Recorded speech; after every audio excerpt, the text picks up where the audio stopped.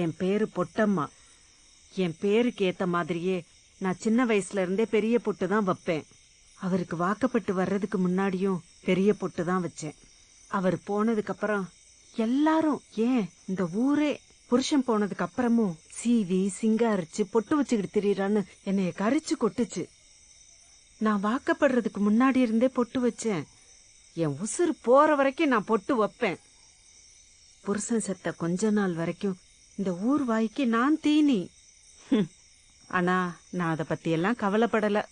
எனக்கு பொட்டு தான் அடையாளம். அப்புறம் போக போக இந்த ஊரும் இந்த மக்களும் என்ன புரிஞ்சுக்கிட்டாங்க. நீ ஒன்னும் கவலைப்படாத.